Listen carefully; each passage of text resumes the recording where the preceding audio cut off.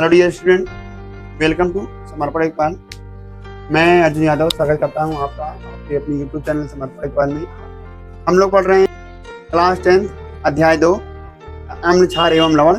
उसमें अभी तक हम लोग सोडियम क्लोराइड को पढ़ चुके हैं। ठीक है, हम लोग क्या कर रहे हैं, कार्बनिक रसायनों को बनाने की विधियां और उनके गुण का अध्ययन कर रहे हैं। तो एक तो इसमें हम लोग पढ़ चुके हैं NaCl, मतलब नमक कैसे बनता है और इसके क्या लक्षण है, ये पढ़ चुके हैं। अब हम लोग आज पढ़ेंगे सोडियम हाइड्रोक्साइड या कास्टिक सोडा के बारे में।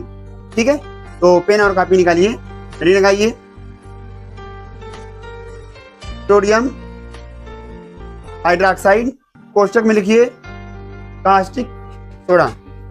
सोडियम हाइड्रोक्साइड दिखाते किससे हैं, इसका अणु सूत्र क्या होता है। अगर मैं अणु सूत्र की बात करूं तो आप कहोगे सर NaOH, मैं कहूं अणु भार बता दो। यस, ये आएगा 39.44 या लगभग इसको मानते हैं 40। अब देखिए निकलता कैसे है। तो Na का परमाणु क्रमांक कितना,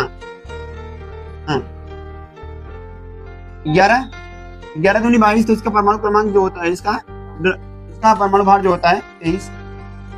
यही द्रव्यमान संख्या की बात कर रहा हूँ। प्लस ऑक्सीजन का कितना होता है भाई, 8 दूनी 16 और इसका होता है 1। तो 1 यहाँ पे गुना करेंगे, दूना करेंगे, आएगा 2। आप जोड़िए इसको पूरा 41 आ रहा है ना। तो बुक में आपके 39 या 40 दिया रहता है, बात समझ में, मतलब 22 भी रखते हैं और 23। ठीक है, अधिकांशतः 23 रखा जाता है। तो आप जोड़ेंगे टोटल 40 बनेगा। कितना बनेगा, क्लियर है, सबको समझ में आगे बढ़ा जाए।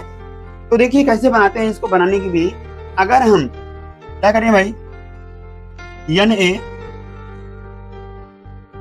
की अभिक्रिया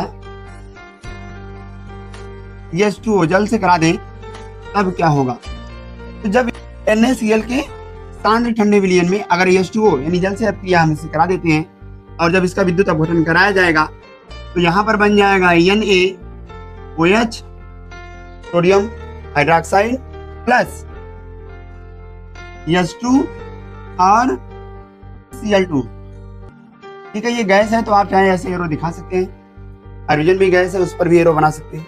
इस पूरी क्रिया को बोलेंगे क्लोर क्षार क्रिया।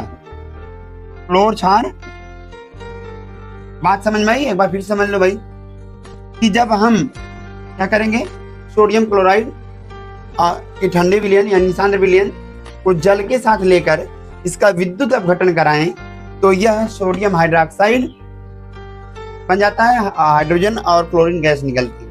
इस पूरे प्रक्रिया को बोलते हैं क्लोर क्षार क्रिया। समझ में आया, कोई दिक्कत किसी को नहीं है तो नोट करो, हेडी लगाइएगा। नेल्सन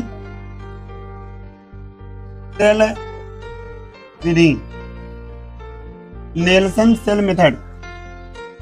फिगर बनाना है, बनाइए।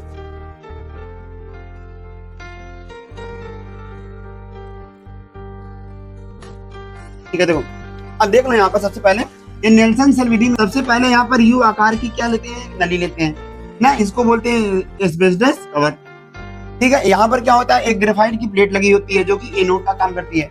और ये जो एस्बेस्टस कवर होता है ये क्या करता है, यहाँ पर एक नीचे जालीनुमा होता है। ये जालीनुमा होता है मतलब यहाँ से विलयन धीरे धीरे इससे आके गिरेगा। तो ये यहाँ पे एक कैथोड जाली लगी होती है और यह कैथोड प्लेट का काम करता है।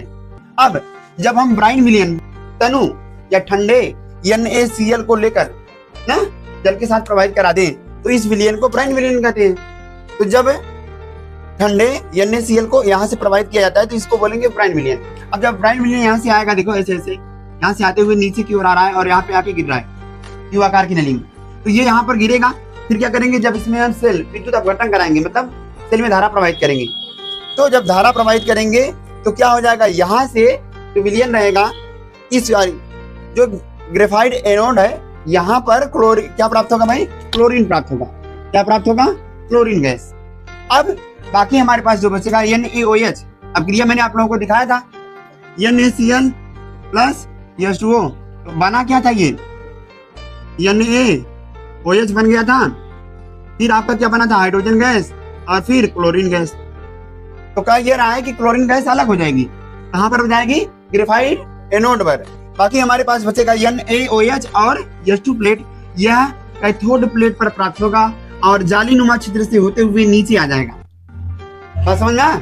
कहाँ से? यहाँ से होते हुए यहाँ आ जाएगा। यही वाला पानी यहाँ से देखो इन छिद्रों से होते हुए यहाँ नीचे आ गया। ठीक है। अब इस प्रकार के एस्बेस्टस कवर का यूज क्यों करते हैं? ताकि यह इस वाले ब्राइन विलियन है यानी जो NaCl है और यहाँ पर जो NaOH बन रहा है, इन दोनों को अलग अलग रखें, दोनों मिल न जाए कहीं। इनको एक दूसरे से अलग रखने के लिए एस्बेस्टस कवर का प्रयोग किया जाता है। क्लियर है? अब क्या कहा मैंने, जब विद्युत अपघटन कराएंगे यानी सेल में धारा प्रवाहित करेंगे तो धीरे धीरे ये वाला जो हमारे पास रहेगा NaOH और H2, ये दोनों गैस जालीनुमा छिद्र से होते हुए नीचे आ जाएंगे। हाइड्रोजन गैस है, वाष्पित करने पर हो तो निकल जाएगा। फिलहाल NaOH यहाँ पर प्राप्त हो जाएगा और हमारे पास जो क्लोरीन गैस रहेगी वह कहाँ पर चली जाएगी? ग्रेफाइट एनोड के पास।